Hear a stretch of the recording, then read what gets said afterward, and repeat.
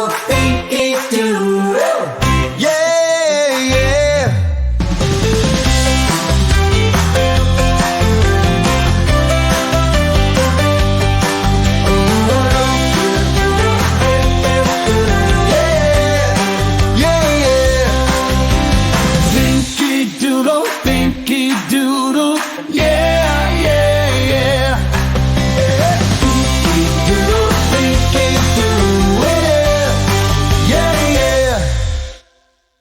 Welcome to another deep dive into California's legal landscape. Buckle up, because we're about to unpack a ton of new laws coming into effect in 2025, and it's all sourced from ABC 10's recent YouTube video. These changes, well, they could impact your wallet, your neighborhood, and maybe even your morning coffee delivery. That's right. We'll be covering everything from pedestrian safety and housing to employment changes and even cracking down on retail theft. So there really is something here for everyone to pay attention to. Okay, let's unpack this, starting with pedestrian safety. The daylighting law, which started in 2024, is about to get some serious teeth. You remember that one, right? Absolutely. Last year was all about warnings. But as of January 1st, 2025, if you're parked too close to a crosswalk, those warnings turn into fines. ABC 10 even showed Sacramento is already preparing. They are painting curbs bright red 20 feet from crosswalks. Definitely a visual cue you can't miss. But what's fascinating here is that this law goes beyond just handing out tickets. It's actually a response to what California is calling a traffic violence epidemic, with over 5,000 pedestrian and cyclist collisions in the last decade. Exactly. It's one of the ways California is trying to make streets safer for everyone. It'll be interesting to see how much of an impact it has on those collision numbers. Now let's shift gears to the workplace. There's the usual minimum wage increase, up to $16.50 an hour. But there are also some other intriguing changes for employees this year. One that stands out is that employers can no longer pressure you to use up all of your vacation time before taking paid family leave. That's a huge win for vacation lovers. No more feeling like you have to burn through those days off before you can take the time you need for family. And it seems like paid sick leave is getting a boost too. It is. It will now cover time off needed to deal with being a victim of a violent crime or to care for a family member who is. That makes a lot of sense. Yeah. Dealing with the aftermath of something like that can be incredibly overwhelming. Okay, speaking of big issues facing California, let's dive into the housing and homelessness situation. This is a complex issue, but it seems like California is trying to tackle it on multiple fronts. Governor Newsom signed a number of bills, and now cities and counties are required to have better plans for very low-income housing. That sounds like a big change. But what does very low-income housing actually mean in this context? Is there a specific income level that qualifies? That's a great question. It's actually calculated based on the median income for the area, so the definition of very low income can vary depending on where you are in the state. That makes sense. So it's not just a flat number across the board. But what about renters specifically? Are there any notable changes coming for them? There are definitely some wins for renters tucked into these new laws. For one, landlords are now required to clearly document security deposits. So no more wondering where that big chunk of change went. That's got to be a relief for a lot of renters. Anything else? Yes. There's a new law that could potentially give renters a credit score boost for consistently paying rent on time. Okay, that's a really interesting development. It almost makes renting more like a pathway to building good credit, rather than just a monthly expense. But it seems like landlords aren't completely left out in the cold with these changes. You're right. For instance, there's a new law that prevents landlords from adding extra fees just because a tenant chooses to pay rent by check instead of electronic payment. So it's kind of a give and take for both sides. It seems like California is trying to create a more balanced system for both tenants and landlords. All right, next up, let's talk about those ADUs, those backyard apartments that have been popping up everywhere. Right, accessory dwelling units. The law now allows up to 8 ADUs on a single property, a significant increase from previous limits. 8 ADUs on one property. That's quite a lot. ABC 10 even interviewed contractors who think this could have a real impact on both housing availability and affordability. But isn't building that many ADUs a pretty complex process, especially when it comes to zoning and permit? It definitely can be. And it raises the question of whether this new law will truly address the needs of all income levels when it comes to affordability. Will these ADUs be priced in a way that's accessible to lower income residents? That's a really important point to consider. It's not just about the quantity of housing units, but also their accessibility and affordability for those who need them most. And this ADU situation ties into the larger issue of California's ongoing housing shortage, right? Absolutely. This new law is one of the ways California is trying to increase the housing supply to meet that huge demand.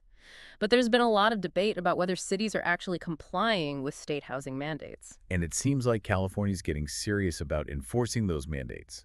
Now, there are penalties for cities that don't comply, with fines ranging from $10,000 to $50,000. That's a pretty clear message that California is serious about addressing the housing crisis and holding cities accountable for their role in it. It'll be interesting to see how this plays out in the coming years. Now let's move on to another issue that's been in the news a lot lately, retail theft. California is introducing 10 new laws this year to give law enforcement more tools to combat organized retail theft. It's definitely a response to the rise in those smash and grabs we've been seeing, and the perception that the existing laws weren't tough enough to deter this type of crime. One of the key changes is that prosecutors can now combine the value of thefts from different stores and counties to reach the felony threshold. So even if individual thefts are relatively small, they can add up to something much more serious.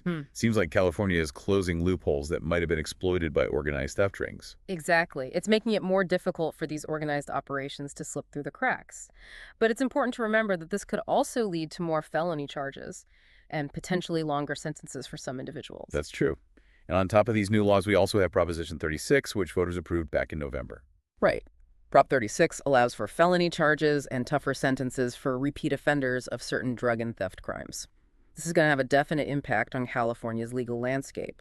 What's particularly interesting is that we're seeing both legislative and voter-driven initiatives aimed at addressing these issues. It really seems like California is trying to tackle this issue of crime and punishment from multiple angles.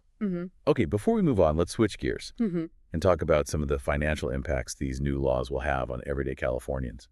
There's some good news for anyone who's ever been hit with an overdraft fee. Yes, those pesky fees are getting reined in. As of January 1st, state-chartered banks and credit unions can't penalize you for trying to withdraw funds you don't have.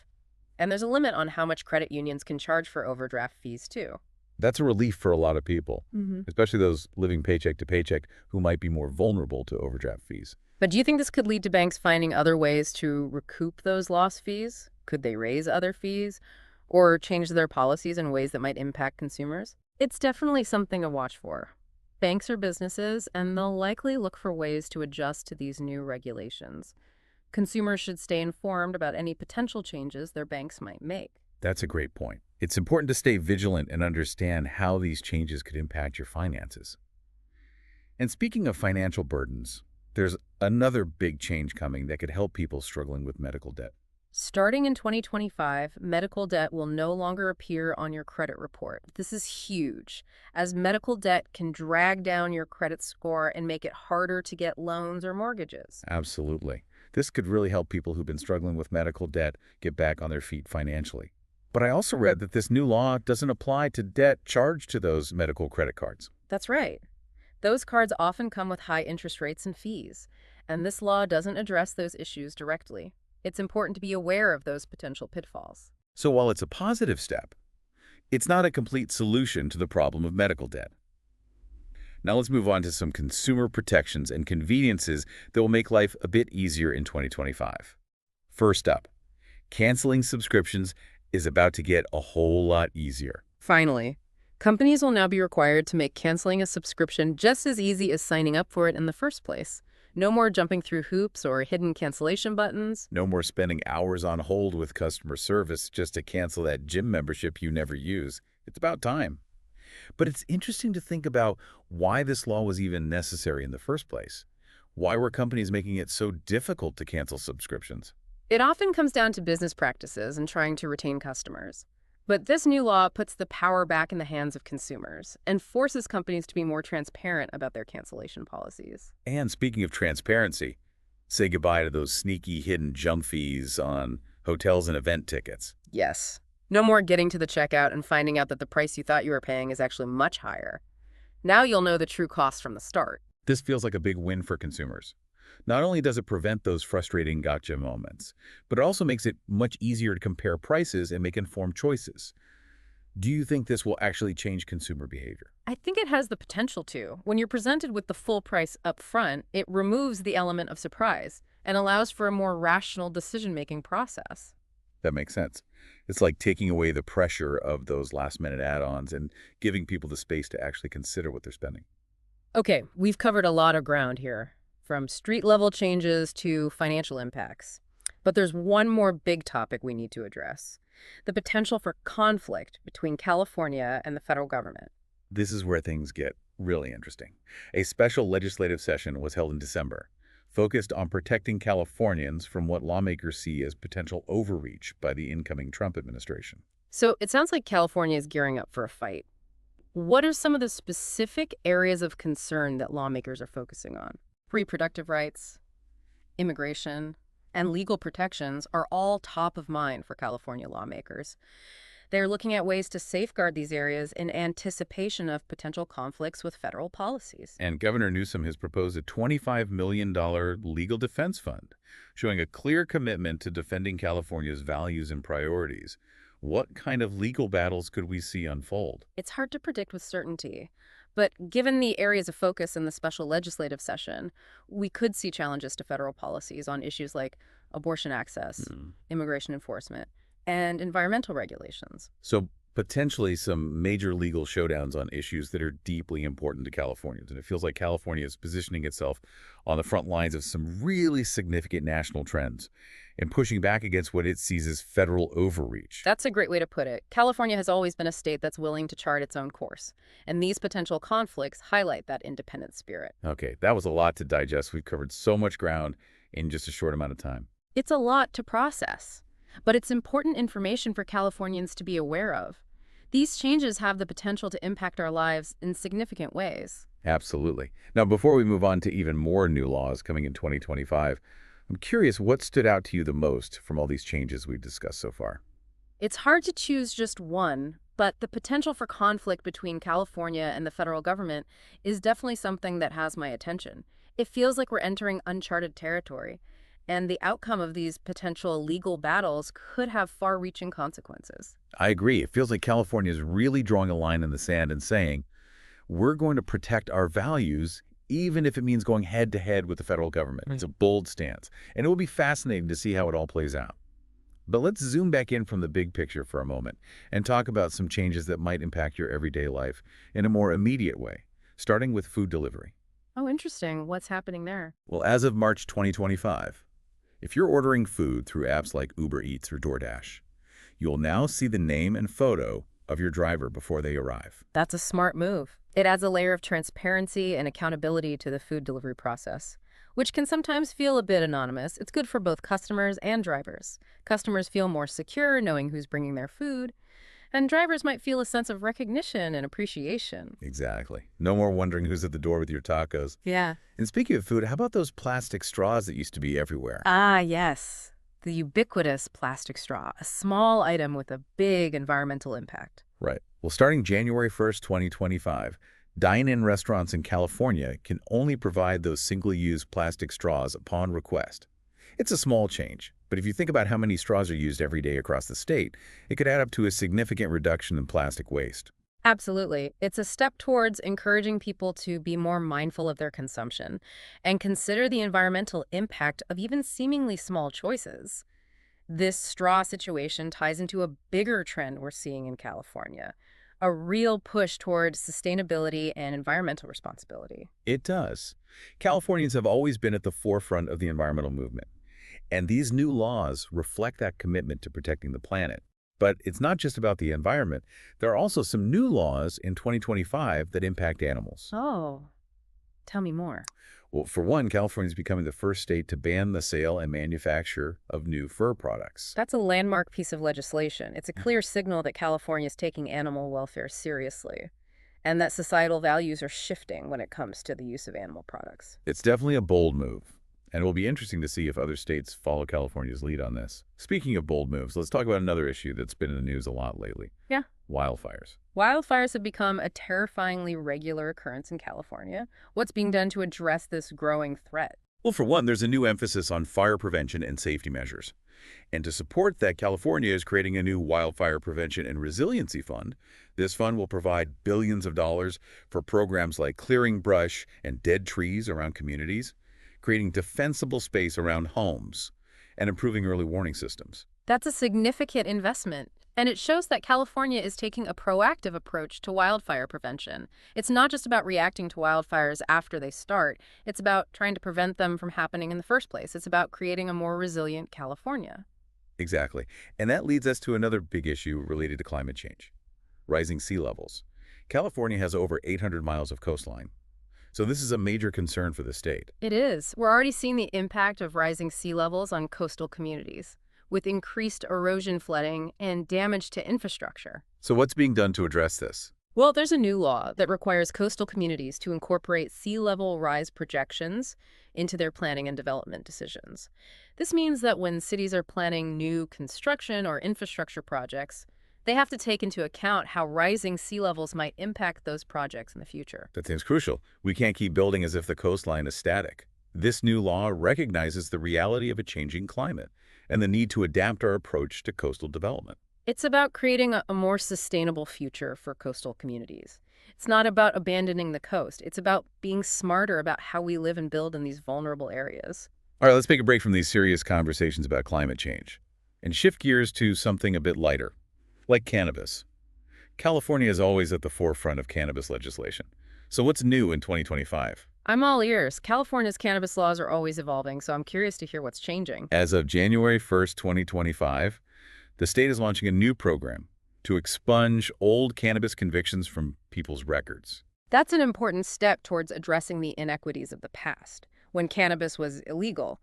This new program recognizes that times have changed, and it gives people with old cannabis convictions a chance to clear their records. Exactly.